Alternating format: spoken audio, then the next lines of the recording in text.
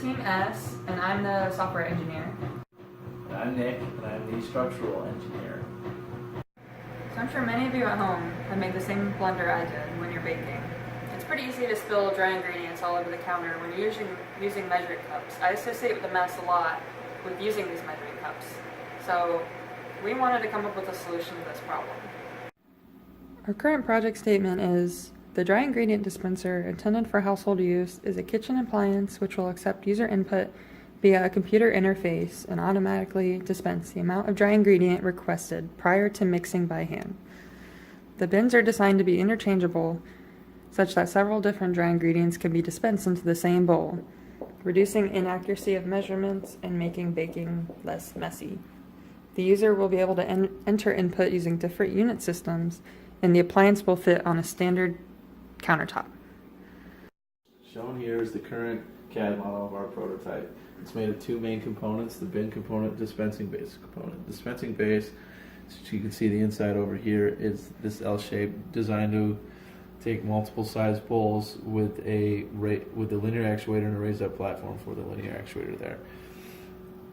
The bin is one unit here, is raised up with these aluminum rails there and there, and attached with these L brackets here, here, and here. The linear actuator, which is on the dispensing base, lines up with the grate that's been machined so that it controls the flow and the seal on the bin, and then the spring is able to give the return force that the grate always comes back so that the dry ingredients flow can be controlled. So as Nick told you more about, we performed an analysis on that grate and the dispensing base in SolidWorks. We did just a basic von Mises stress analysis on the two parts. So on the grate we had a spring, and then we had a force load on that other side due to the actuator. We're dealing with very light loads and small stresses here. As you can see on the grate, most of the stress gathered around the dispensing holes as we expected.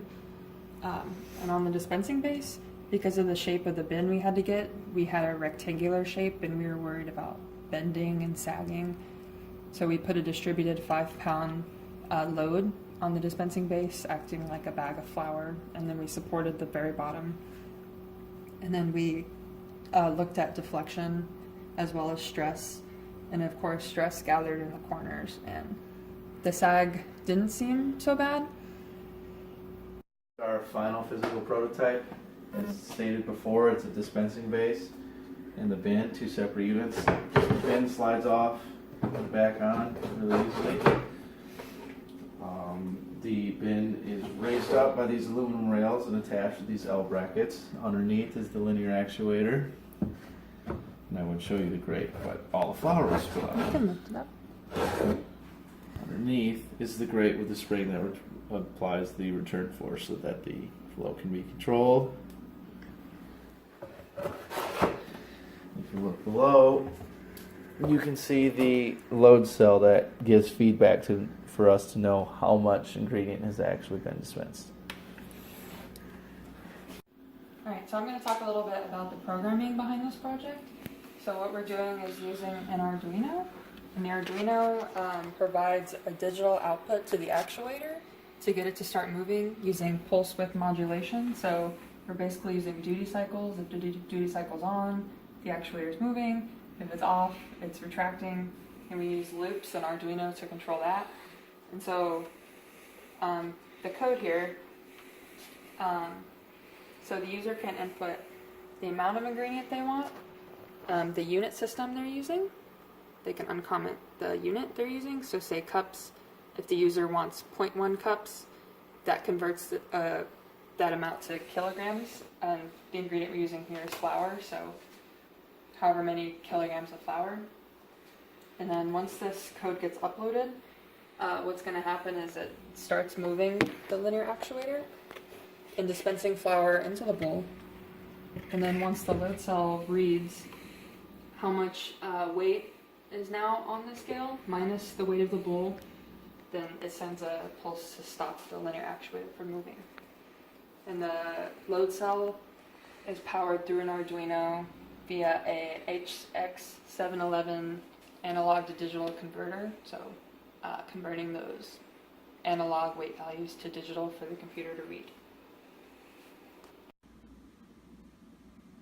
So for our prototype, we had 5 performance goals. The first being that it will dispense ingredient to 10 to 20 grams degree of accuracy. We didn't necessarily meet this goal because sometimes we did, most of the time we didn't. We think most likely because we tied up the processor a lot.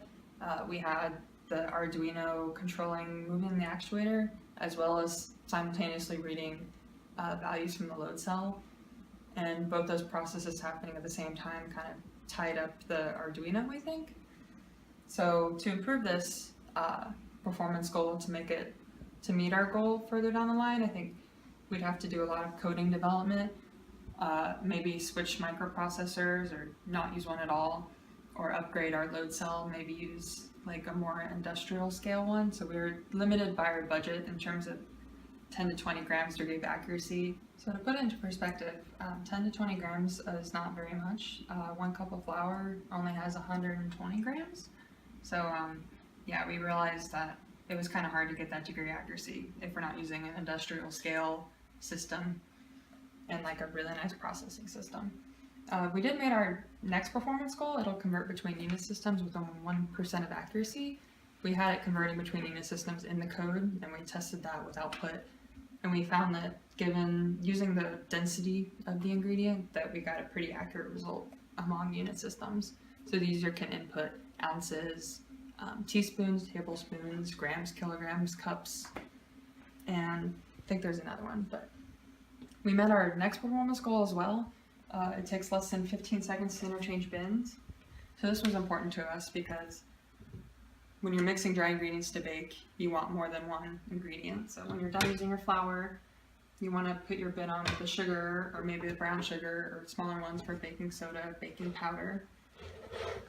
So the bin's pretty easy to remove, and then we wanted to be quick to put another one on. So as you can see, that took maybe 6 seconds, 7 seconds. So another performance goal we met was that it fits on a typical countertop underneath standard cabinetry and inside standard cabinetry. So our performance goal is that we want it to be less than 18 inches tall, less than 24 inches wide, and less than 12 inches deep. And we met all of those except for depth. We're a little over 12 inches, we're about 13 inches deep. And that was, again, just because we had to stick with this bin and we had to build the dispensing base around the bin. So we kind of had to have this long rectangular shape. However, we meet the volumetric requirement, so we checked off that performance goal that we accomplished it because volume, weight-wise, we're at a really reasonable level. We didn't complete our last performance goal. It completes the dispense cycle within 1 minute from when start is pressed. So 1 minute is just not enough to get very much flour out at all. We kind of underestimated the need to have like vibrating elements inside to get flour sifting. It's kind of difficult based flow rate of flour is not very good. But using other ingredients, we get about maybe a little over a minute to get half a cup, but when it comes to flour, which was our main ingredient we focused on, it does take several minutes to get about a half cup of flour. So along the line, to improve on that, we could alter the grate. If we had a better budget, we could maybe add more vibrating elements in there and have a way to bring the flour down to the center, because that was another problem we had. For our initial design process, we started with multiple different designs. One of our big decisions, or the big decision, was whether we wanted to do a single bin changeable system or a multi-bin system. We decided to go with a single bin system, for one, because of budget constraints and time constraints, and two, because we thought a single bin system, the size of it being a lot smaller, is more feasible than a multi-bin system, which would take up a big ton of counter space and trying to store it. The next thing we were worried about was unit size, which factored into the single bin decision. We wanted it to fit, again, like a performance goal in a standard countertop. We actually based a lot of our sizing off the size of the Keurig. We thought people accept that as a countertop appliance size, and so we based ours to try to be close to the same size. We decided to go with a linear actuator to grate, mainly because I personally had experience with a linear actuator and understood how they worked, at least hydraulic ones, and then the grate, the sifting idea, we knew we needed to control the flow somehow. So the grate is what we decided on.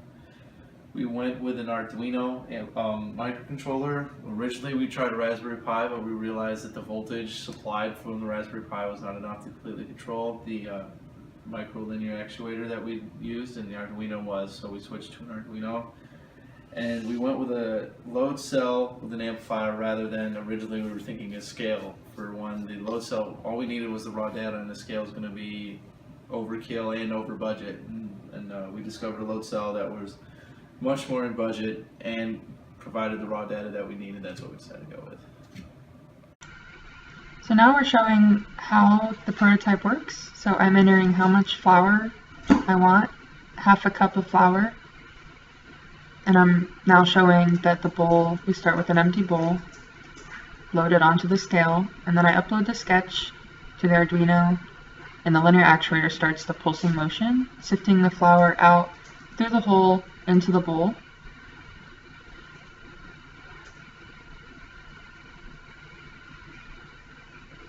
As shown at a different angle. And then when the rate has been reached, as shown here, the actuator stopped moving, and we now have the correct amount of flour in the bowl.